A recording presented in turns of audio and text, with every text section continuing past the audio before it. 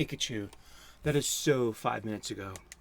Hi, welcome back once again. It is time for the 31 days of Halloween. We are on day 21 on the 21st day of Halloween.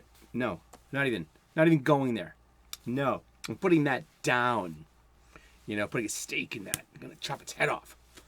This is how we take care of vampires, yo. 21st day of Halloween.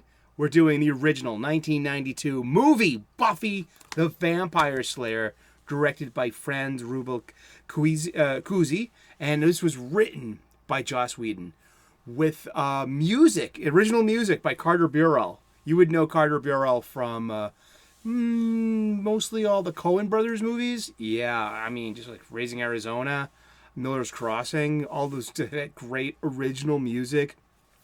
That's all him. This was so much fun. I love this movie. I was 19 when this came out. I remember seeing it at the movie theater. This was just incidentally, this movie is full of stars. Okay, this has an unintentional ensemble cast, in my humble opinion. Yes, Kristy Swanson plays Buffy, our hero, our heroine. Kristy Swanson is an actress who plays a heroine. Yes, I said it. And Donald Sutherland plays the Watcher, her Merlin, her mentor, who has the knowledge of why Buffy has strange powers and is suddenly has been activated, almost like a second puberty. Like she is now the Slayer. Like her inner power was activated. There's vampires in her Southern California town. And she has, in every generation, it's got a great info drop right at the beginning. Right in the cold open about it's the same actors. It's Sutherland and Swanson playing older characters and their recurring relationship. And apparently Buffy gets reborn, but Sutherland is eternal, is ageless or is immortal. I mean, he's mortal. He can be killed. He does get killed. And it's great because that's a great Act 3 as well, because now Buffy is kind of on her own. She actually has the support of Luke Perry, her new love interest. She's got, she's the head cheerleader. She's dating the basketball star. She's in the in crowd. She's the leader of her own pack of mean girls. Buffy is kind of like Regina George. She really is. I mean, I think this would be an excellent double feature with Mean Girls. Mean Girls is a 2014 Fey film. It's a comedy, and it's with Lindsay Lohan, Rachel McAdams, Lacey Chabert, and Amanda Seyfried in her film debut. But Katie Heron is like the super smart girl, and she's new to the school. Well, it's like Buffy is like Regina George in Act 1 and slowly becomes Katie over the course of Acts 2 and 3. Let's get back to the cast for a second. I'm going to go down the list of this cast because it's so good. Okay, we got Kristy Swanson. We got Donald Sutherland. We've got Rutger Hauer playing Lothos the vampire, the big bad. One of Lothos's main henchmen is Paul Rubens. His alter ego was Pee Wee Herman. Hi, kids. Sorry. Oh, I did never do that on camera again. I can do voices. But yeah, Pee Wee Herman, Paul Rubens, who was caught literally with his pants down at an old-fashioned adult movie theater. Had some notoriety, some scandal, and this was part of his comeback. Yeah, a big part of it. We had Luke Perry, who played Pike, the rebel misfit lead that Buffy eventually falls in love with, and who, is basically Buffy's right-hand man, her helper, her sidekick. Just like he steps up at the end to help her save the day. And part of Buffy's Mean Girl pack, Hilary Swank, future 2-time Oscar winner Hilary Swank, plays this incredibly juicy role of Buffy's kind of opposite but best friend. You know, they're kind of contrary to each other, maybe a little jealous of each other. You know, Hilary Swank is definitely a little bit jealous of Buffy, you know, being the alpha mean girl, something like that. And I think it's a wonderful role. Seriously, and she's got great expressions, great faces. You get all of the ingredients of her greatness is here on exhibit right here in Buffy the Vampire Slayer. She won Oscars for Boys Don't Cry and $1 Million Babies, and earned those Oscars. She didn't win anything; she earned that. She's a great actress, and this just showed her off very early. And there is an uncredited cameo in one of his first acting roles. It's Ben Affleck is one of his first Hollywood roles. He's not in the credits. He plays a basketball player on a different school's team, and but he is a future 2-time Oscar winner for original screenplay at 25 years old, for Good Will Hunting, and for Best Director in Argo. That's that's Ben Affleck, and this movie has so much talent. It's got so many stars. It's a constellation that we're just now we can see through our telescope of time just how these stars align. And Joss Whedon walked away from this movie because he didn't like the direction they were taking his story. There's a lot of Joss Whedon in this movie. He is the credited writer of this movie. And 5 years later, he will get a chance to tell Buffy the Vampire Slayer the way he really originally envisioned it.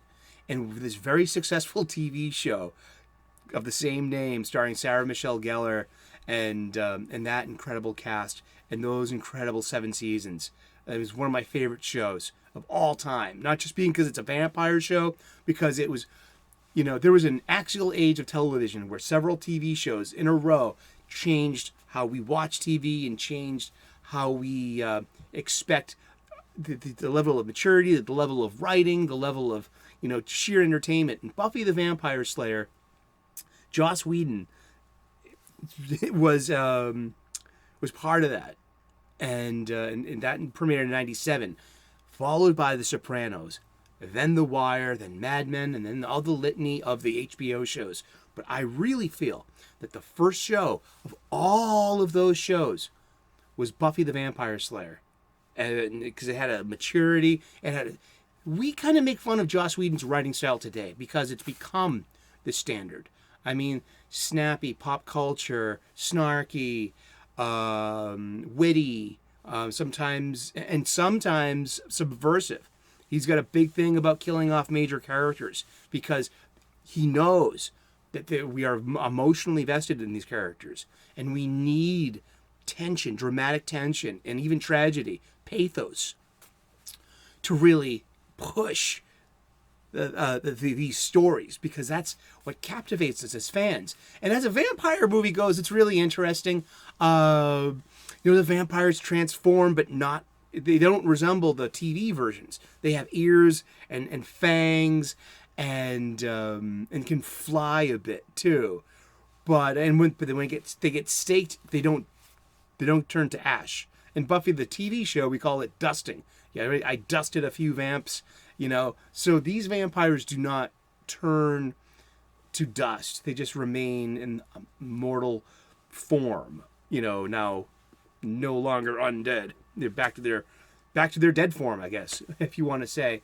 But what a fun movie. I mean, it's PG-13. It is let's roll that beautiful bean footage again. It was fashionable. It's the hug the world dance, darn it. This was great. I mean, I was this age of these, while this was going on. And this was really fun. I really enjoyed this. I'm a huge fan of Buffy the Vampire Slayer, the TV show. But I hadn't seen this movie in years, probably more than a decade. I gotta say that much. And this movie holds up. It's got legs. It's so well done. It's got great pacing. It's got great storytelling. It's snappy dialogue. This is one of the first, Joss Whedon movies. Now, if you like the the Avengers movies, you're gonna love this movie. Seriously, just this is one of Joss Whedon's strengths. This is what he's good at. Now you can, I'm not gonna touch his personal life because that's its own issue. All right, and yeah, so this is 1992's Buffy the Vampire Slayer. This is day 21, and the 31 days of Halloween. This is our last vampire movie for this particular series. We literally have 4 more vampire movies coming up at the end because I love vampire movies. I'm saving some of my favorite movies to the end, to the last week of the show. But this wraps up our vampire series. Thank you so much for tuning in. If you are tuning in daily, especially for this vampire series, I've got if you've got questions, I may have answers. We can talk more about vampires, so fire away.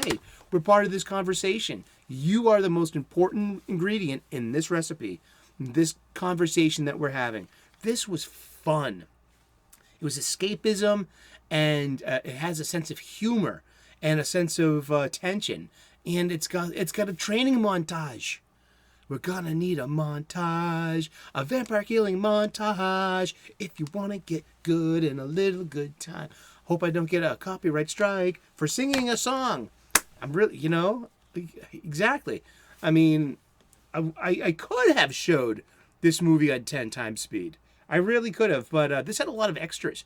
Some theatrical trailers and wonderful featurette, and that shows some behind the scenes stuff. And I was so pleased watching this. So I even suggested this to one of my best friends whose daughter just turned 13 and who's watched all the Twilight movies. So I'm like, would this be appropriate? I mean, because it's about high school seniors, but it's PG-13. But it might be the same kind of situations brought up, romantic situations brought up in Twilight. I think this is a fun movie, and I also think this would be a wonderful double feature with 2004's Mean Girls. This was I think because it just pulls from the same quell of of teenage girls in high school, and I just think it's wonderful. Thank you so much for tuning in. You have an awesome day.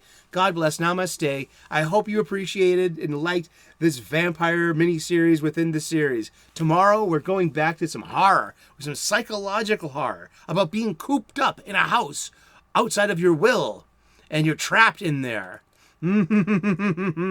Sound familiar? No, this is Misery. It's a 1990 movie directed by Rob Reiner. Famous Rob Reiner, who did This Is Spinal Tap, When Harry Met Sally, The Princess Bride. Yeah, and this is an amazing horror movie. It's adapted from a Stephen King book, and it's closely adapted too. Very good job about respecting the source material. We'll get into that tomorrow, but yeah, tomorrow we're doing Misery by Rob Reiner, starring James Caan and Kathy Bates in that that indelible movie scene that we all know of when we think of this movie. Yeah, we're going to go through that together tomorrow. Thank you so much. God bless. Namaste. Good luck. Keep some garlic on your bedside table with a wooden stake and maybe even some holy water and a crucifix, and keep those vampires away. You have a good one. We'll see you again tomorrow, okay? Cheers. Bye-bye.